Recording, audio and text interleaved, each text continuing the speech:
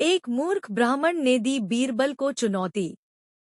आगरा के भव्य लाल किले में उस सुबह दरबार हमेशा की तरह सज-धज कर तैयार था। सुनहरी रोशनी खिड़कियों से भीतर आ रही थी और संगमरमर की फर्श पर पड़कर ऐसा लग रहा था जैसे महल खुद चमक रहा हो। बादशाह अकबर अपने सिंहासन पर विराजमान थे। उनकी आंखों में हमेशा की तरह जिज्ञासा, गंभीरता और हल्की मुस्कान तैर रही थी। बीरबल उनके दाहिने ओर खड़े थे, आत्मविश्वास से भरे, शांत और हमेशा की तरह चतुर। उसी समय दरबार के विशाल दरवाजे खुले और एक लंबी धोती पहने, तिलक लगाए, हाथ में कमंडल लिए एक दुबला-पतला ब्राह्मण अंदर आया। उसके चेहरे पर ऐसा अभिमान था कि लगता था जैसे दुनिया का सारा ज्ञान उसी के भीतर कैद हो। महाराज, वह ऊंची आवाज में बोला, मैं पंडित सुधाकर मिश्र, पूरे आगरा में सबसे ज्ञानी ब्राह्मण।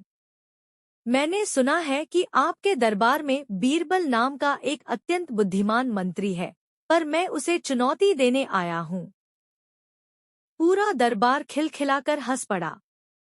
अकबर ने मुस्कुराते हुए कहा, पंडित जी, आपका स्वागत है। क्या चुनौती देना चाहते हैं आप बीरबल को? ब्राह्मण ने गर्व से गर्दन तानकर कहा, मेरे 3 सवाल हैं। अगर बीरबल ने इन्हें हल कर दिया तो मैं मान जाऊंगा कि वह ज्ञानी है, और अगर न कर पाए तो उसे अपने पद से इस्तीफा देकर मुझे अपना पद देना होगा। बीरबल मुस्कुराते हुए बोले, पंडित जी, आपका अहंकार देखकर ही चुनौती स्वीकार कर ली है। पूछिए, क्या जानना चाहते हैं? दरबार शांत हो गया। ब्राह्मण ने अपनी मूर्खतापूर्ण चुनौती शुरू की।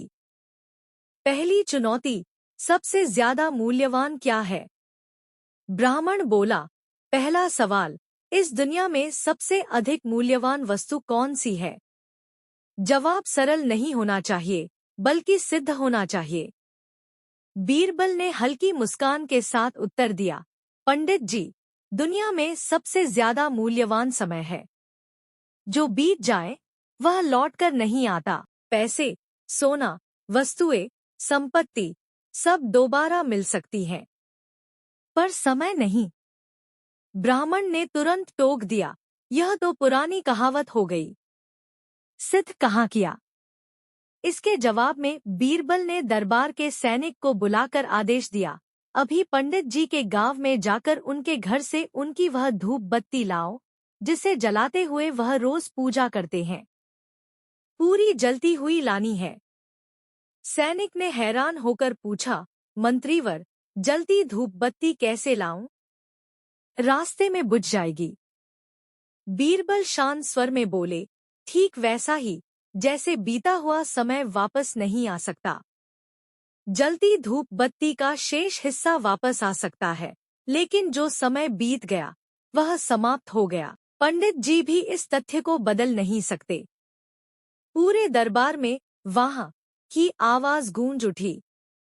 ब्राह्मण का चेहरा उतर गया। उसने उंगलियां चटकाईं, गला खंखार कर कहा, चलो, ये मान लिया। दूसरा सवाल सुनो। दूसरी चुनौती, दुनिया की सबसे भारी चीज क्या है?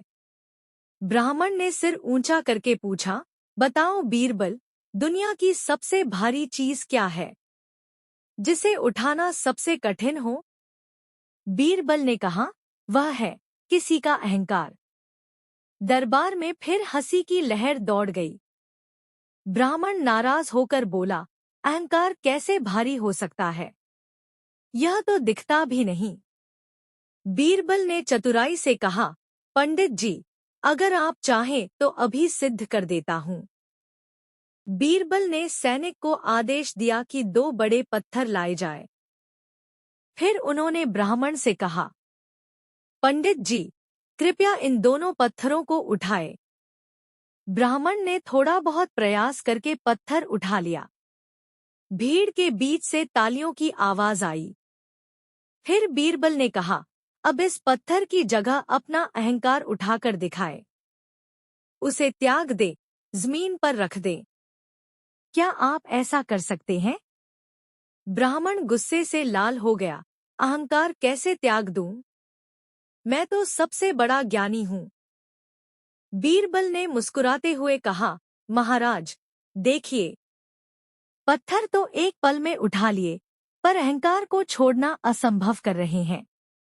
इसलिए दुनिया की सबसे भारी चीज अहंकार है। इस पर पूरा दरबार ताली बजाने लगा। अकबर खुश होकर बोले, बहुत सुंदर उत्तर, बीरबल। ब्राह्मण अब तक 2 बार मूर्ख साबित हो चुका था। उसने तीसरा सवाल पूछने का निर्णय किया। तीसरी चुनौती, इस दुनिया में सबसे बड़ा मूर्ख कौन है? अब ब्राह्मण बोला, ये लो मेरा तीसरा और सबसे कठिन सवाल। बताओ बीरबल, इस दुनिया में सबसे बड़ा मूर्ख कौन है? जिस पर हंसी आए, जिसका कोई स्थान न हो, जिसकी समझ सबसे कम हो।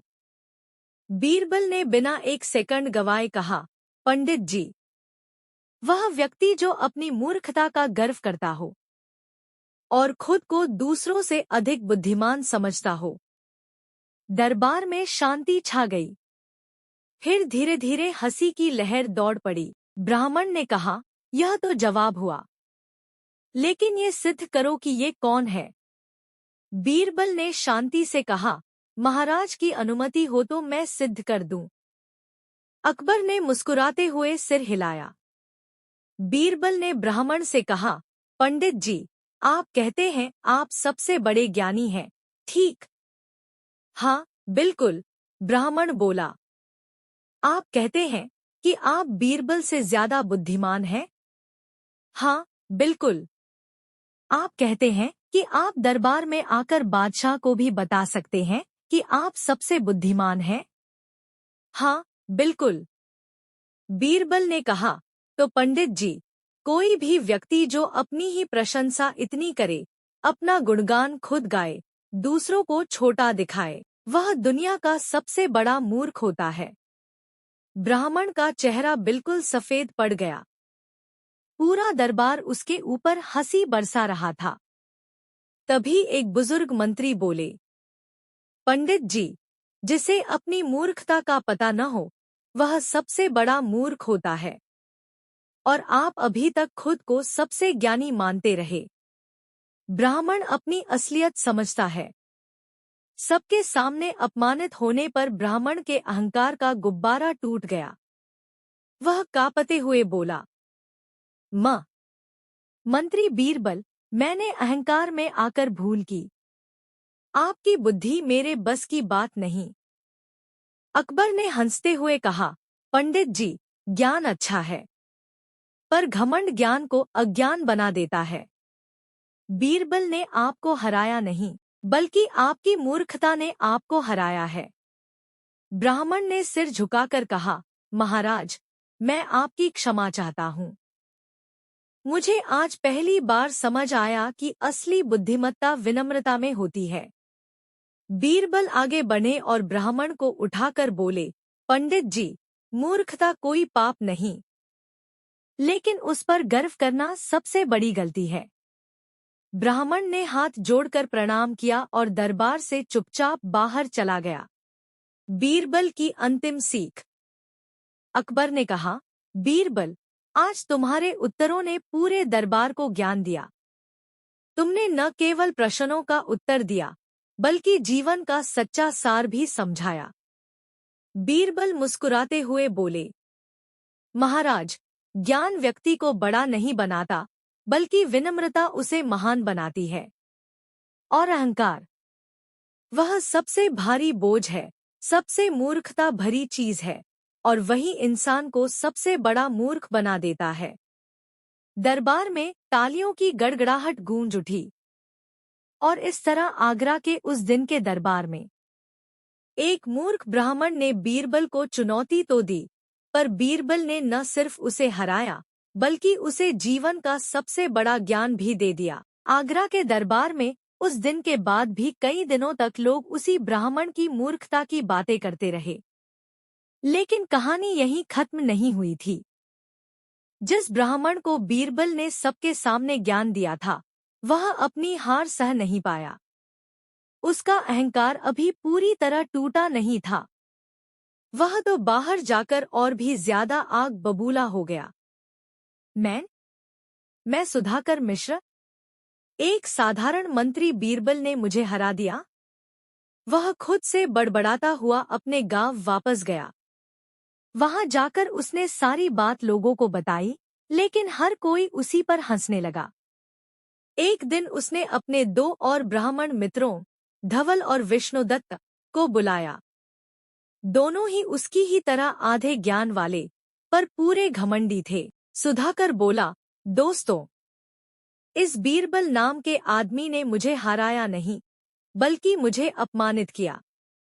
हमें अब उसे ऐसा सबक सिखाना होगा कि उसकी बुद्धि भी चारों खाने चित हो जाए। धवल बोला, लेकिन सुधाकर, बीरबल बड़ा चतुर है। हर सवाल का जवाब उसके पास होता है।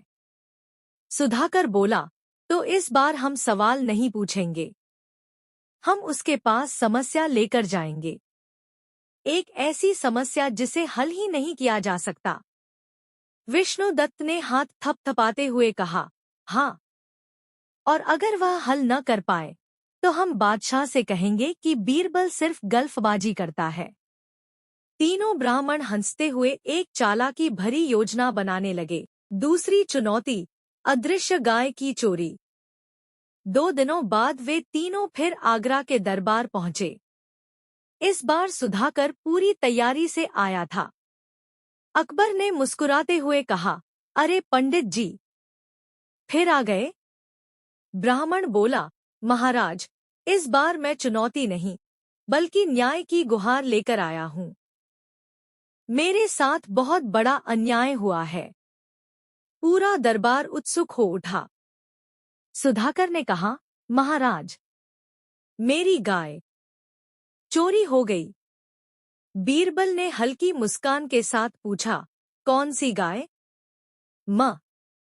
मेरी अदृश्य गाय, पंडित नाटकीय ढंग से बोला।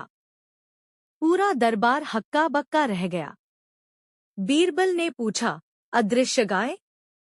वह दिखती नहीं? जी नहीं है, वह इतनी दिव्य गाय है कि सिर्फ मैं ही देख सकता हूं। बाकी किसी को वह दिखती ही नहीं। लेकिन वह चोरी हो गई है। दरबारियों में दबी हुई हंसी गूंजने लगी। अकबर बोले, पंडित जी, चोर कौन है? ब्राह्मण ने तुरंत इशारा किया, वही, बीरबल। दरबार में हंसी फूट पड़ी। अकबर बोले, पंडित जी, आपने यह कैसे मान लिया कि बीरबल ने आपकी अदृश्य गाय चुराई? बीरबल ने हाथ जोड़कर कहा, महाराज, पहले मैं यह जानना चाहूंगा कि पंडित सुधाकर की गाय सचमुच अदृश्य है कि नहीं। सुधाकर बोला, बिल्कुल है। बीरबल की चाल, अदृश्य रस्सी।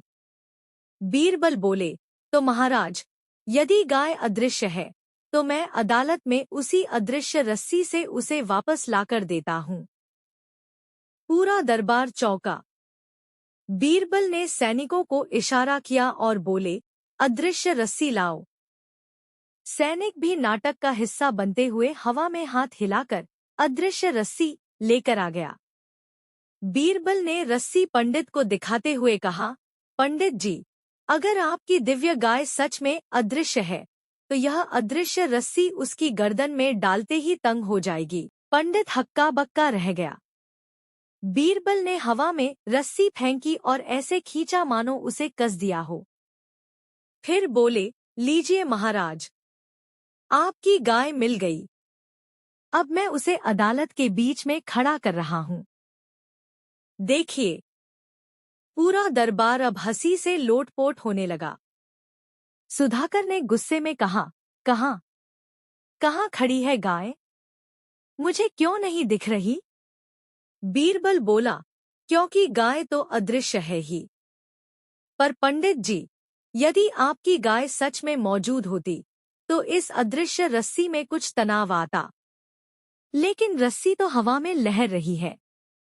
मतलब, आपकी गाय कभी थी ही नहीं। सारे दरबारी तालियां बजाने लगे। अकबर ने कहा, तो पंडित जी, आपकी शिकायत झूठी थी? सुधाकर हक्का बक्का, वाह, वो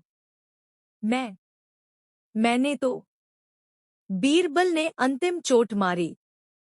महाराज, पंडित जी की गाय तो अदृश्य थी ही, पर उसका दिमाग भी शायद आज अदृश्य हो गया है, तभी ऐसी बात लेकर आए हैं। दरबार ठहाकों से गूंज उठा। ब्राह्मण की दूसरी हार। इस बार सुधाकर बुरी तरह बेइज्जत हुआ। लेकिन अब उसके साथी धवल और विष्णुदत्त उसकी मूर्खता के बराबर मूर्ख साबित हो चुके थे। तीनों का चेहरा ऐसा लग रहा था जैसे उनकी बुद्धि आगरा की गर्मी में पिघल गई हो।